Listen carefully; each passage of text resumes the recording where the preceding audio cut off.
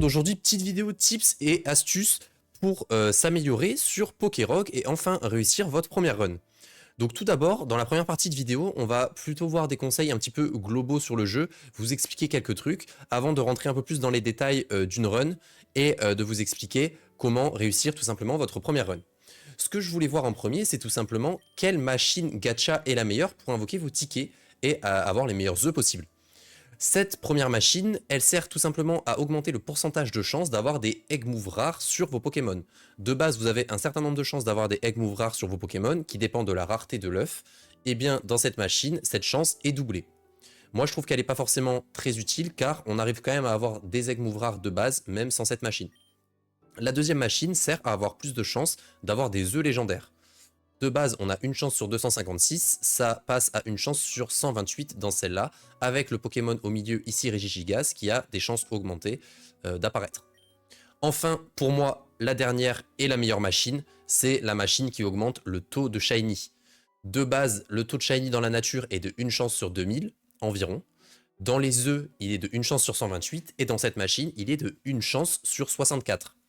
C'est pour moi la meilleure machine car les shiny ont une utilité dans ce jeu que je vous expliquerai tout à l'heure. Au niveau du nombre d'étages nécessaires pour l'éclosion des œufs, tout simplement les œufs communs il faudra 10 étages, les œufs rares 25 étages, les œufs épiques 50 étages et enfin les œufs légendaires il faudra faire 100 étages avant d'avoir le légendaire. On va maintenant passer aux explications des Pokémon de votre box tout simplement. Donc quand vous allez arriver sur le jeu, vous allez avoir que les starters comme Pokémon. Là je me suis mis sur un Rattata pour vous expliquer plusieurs choses. Tout d'abord, vous voyez en bas à gauche de l'écran qu'on peut changer le genre du Pokémon. On peut également changer le talent du Pokémon. Là, par exemple, il a fuite, là, il a cran. Et on voit également les egg moves au-dessus. C'est ce que je vous ai expliqué tout à l'heure quand vous allez faire éclore des œufs de Pokémon. Donc là, par exemple, j'ai fait éclore au moins 2 œufs de Rattata, dont un avec Rodemort et un avec Crofeu. Comment on va faire pour pouvoir changer le genre, la nature ou le talent des Pokémon? Il faudra tout simplement capturer plusieurs fois le même Pokémon. Par exemple, si je capture une fois un Rattata qui a fuite et une fois un Rattata qui a cran, je pourrais switch entre fuite ou cran au niveau du menu. Pareil pour la nature, on va donc choisir la nature qui nous arrange le plus. Ensuite, parfois dans votre box, vous allez voir des Pokémon comme ici Paras qui ont un carré rose comme ça autour d'eux. Ça, c'est le Pokérus. Vous allez avoir 3 Pokémon par jour qui ont le Pokérus. À quoi sert le Pokérus dans ce jeu? Il sert tout simplement à augmenter l'XP que vont prendre vos Pokémon fois 1,5. Donc vos Pokémon prendront 1,5 fois plus d'XP. Sachant que vous avez seulement besoin de ramener un Pokémon qui a le Pokérus dans votre équipe pour que celui-ci se propage à tous les autres membres de l'équipe. Au niveau des Shiny, les Shiny sont très importants dans ce jeu parce qu'ils vont tout simplement augmenter le pourcentage de chance qu'un item augmente de rareté dans la boutique. Vous avez parfois remarqué qu'un item peut passer d'une rareté commune à une rareté rare, ou à une rareté rogue ou master ball par exemple. Eh bien, si vous avez des shiny tout simplement dans votre équipe, plus vous en avez, plus vous avez de chances que ces objets augmentent en rareté.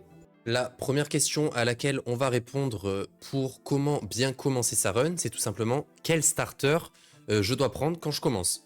De base, vous allez avoir uniquement les 3 starters de chaque génération. Pour moi, les meilleurs starters, je vais vous les donner, mais n'oubliez pas que si vous avez envie de jouer un autre starter que celui que je vous donne, il n'y a pas de souci. Enfin, le but du jeu, ça reste de s'amuser. Donc, on n'est pas obligé de tryhard et de toujours avoir les meilleurs Pokémon. Au niveau des Pokémon de la 1G, Bulbizarre est très très fort. Pourquoi? Parce qu'il a Vampigraine.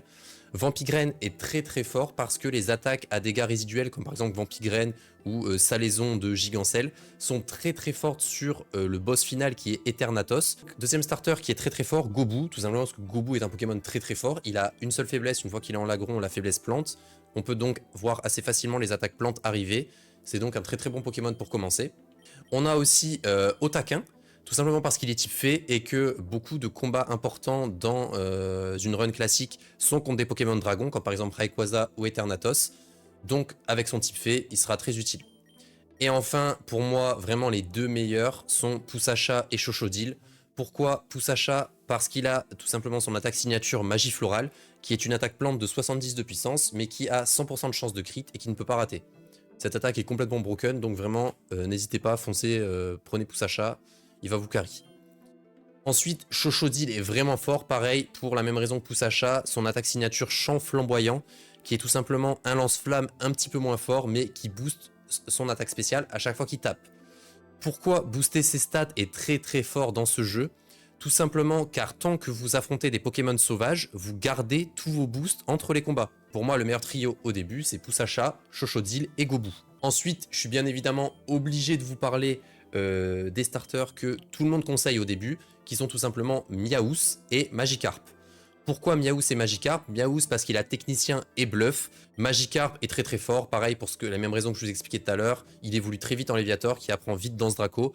Danse Draco, c'est un boost complètement broken parce que ça augmente la vitesse et l'attaque et vous pouvez le garder entre les combats tant que c'est des combats contre des Pokémon sauvages. Deuxième conseil, ça va être comment bien commencer sa run. Tout simplement, au début, je vous conseille d'XP maximum 1 à 2 Pokémon, car sinon vous n'allez pas avoir assez d'XP et vous allez vite vous retrouver sous level par rapport aux Pokémon adverses. Ensuite, il faut économiser l'argent, parce que l'argent, c'est franchement la ressource la plus importante dans le jeu. À la fin, sur les boss difficiles, vous allez avoir besoin de reroll la boutique, donc économiser de l'argent. Mais ça ne veut pas dire que vous pouvez rien acheter. Au début, n'hésitez pas à acheter quelques potions pour heal vos Pokémon si vous en avez besoin, car au début, les potions sont très peu chères. Un talent qui est très très fort, n'hésitez pas à capturer un Pokémon qui a le talent ramassage, parce que tout simplement, quand les Pokémon adverses auront des objets, vous allez en ramasser un aléatoirement. C'est donc très très fort, sachant que dans ce jeu, vous pouvez avoir un nombre d'items infini sur vos Pokémon. Troisième conseil, ça va concerner les combats les plus importants, on va dire les run killers de la game. Tout simplement, à l'étage 8, vous allez avoir votre tout premier combat contre le rival qui va avoir un starter aléatoire et un oiseau aléatoire. Je vous mets à l'écran tous les étages avec les combats importants, c'est-à-dire les combats contre le rival, les combats contre le conseil 4, contre le champion, et contre, bien sûr, Eternatus au niveau 200. Sachant qu'il ne faut pas oublier que tous les 10 étages, donc 10, étage 10, 20, 30, etc., vous allez avoir un boss qui peut être soit un Pokémon sauvage, soit un champion d'arène. Les 3 combats les plus durs sont les combats contre le rival à l'étage 145 et 195, et le combat contre Eternatus à l'étage 200. Le point commun de ces 3 combats-là, c'est que le Pokémon le plus dangereux est un Pokémon de type dragon, donc n'hésitez pas à prendre des Pokémon de type fée, ou en tout cas avec des attaques de type fée, de type glace, ou des Pokémon de type acier qui vont résister aux attaques dragon.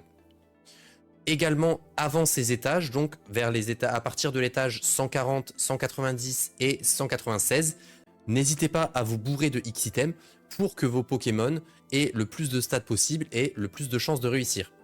Également concernant les combats contre des dresseurs, l'IA aime beaucoup Switch, donc essayez d'anticiper un maximum, surtout contre le rival, puisque comme je vous ai dit, elle garde ses Pokémon au fur et à mesure, donc vous allez pouvoir savoir sur quel Pokémon elle va switcher, et donc anticiper et prendre un avantage sur le combat. Pour tous ces combats compliqués, également, n'hésitez pas à apprendre des attaques de soins à vos Pokémon, comme par exemple soin, paresse, ou même repos éventuellement, car le seul moyen de se soigner en combat dans ce jeu sont ces attaques de soins, ou par exemple Vampigraine, Giga Sensu, etc.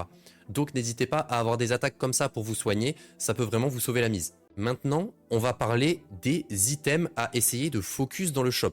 Comme je vous l'ai dit tout à l'heure, les items dans ce jeu se stackent à l'infini sur vos Pokémon, donc n'hésitez pas à vous en servir à fond. Tout d'abord, premier item à focus absolument, les B et les X items sont très très forts. Qu'est-ce que j'entends par X item? C'est tout simplement attaque plus, attaque spéciale plus, vitesse plus, etc.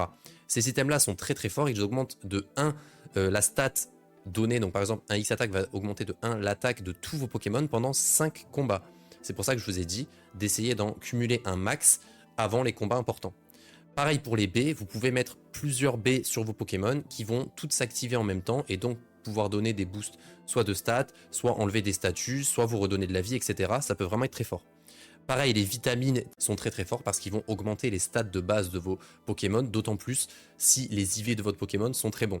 Donc pareil, ça n'hésitez pas à les utiliser pour avoir des Pokémon le plus puissant possible. Les objets également qui boostent un certain type d'attaque sont très très forts, comme par exemple le charbon qui va booster les attaques de type feu ou l'eau mystique qui va booster les attaques de type eau. Ceci booste vos attaques de 20%, donc ça va être très très fort, n'hésitez pas à les utiliser. Pour les Pokémon qui évoluent avec un item comme par exemple des pierres ou les Pokémon évoluant par échange, vous avez seulement besoin de les avoir dans l'équipe pour que l'objet nécessaire à son évolution apparaisse dans la boutique. En ce qui concerne la méga évolution, le Dynamax ou par exemple la Terra cristallisation, ce n'est pas compliqué.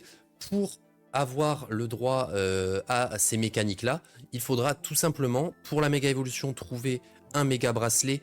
Puis, si on a un Pokémon pouvant méga évoluer dans notre équipe, il y aura une chance que sa méga gemme apparaisse dans le shop. Pareil pour le Dynamax et également la Terra cristallisation où il faudra trouver un peu comme un bracelet pour la Terra cristallisation. Et ensuite, on pourra avoir des fragments de Terra cristallisation pour Terra cristalliser un Pokémon dans un certain type pour 10 combats. Sachant que le Dynamax marche exactement comme une méga évolution dans ce jeu, il va augmenter les stats de votre Pokémon. Au niveau de la capture des Pokémon, on n'en a pas encore parlé, mais n'hésitez pas à capturer un maximum de Pokémon possible. Ça va tout simplement vous donner plus de starters, éventuellement des meilleurs IV, des meilleurs talents, une meilleure nature, donc n'hésitez pas à capturer un maximum de Pokémon pendant vos runs. Et enfin, tout dernier conseil, ce n'est pas grave de perdre dans ce jeu. Au contraire, si vous perdez, vous allez juste avoir des meilleurs Pokémon pour commencer, des meilleurs starters, et donc vous pourrez aller le plus loin possible. C'est un roguelite, donc ce n'est pas grave de perdre. Perdre, ça va juste vous rendre plus fort pour la prochaine fois, et pour enfin réussir éventuellement votre première run. Voilà les gars, c'est déjà la fin de cette vidéo. Conseils et astuces pour finir votre première run sur Pokérog. Si cette vidéo vous a plu et qu'elle vous a été utile, n'hésitez pas à lâcher un petit like, un petit commentaire et à vous abonner à la chaîne. N'hésitez pas également à passer sur Twitch, faire un petit coucou. C'est là-bas que je fais tous mes lives, principalement du Pokémon. Et sur ce, je vous souhaite une bonne fin de journée, une bonne soirée. Ciao, ciao!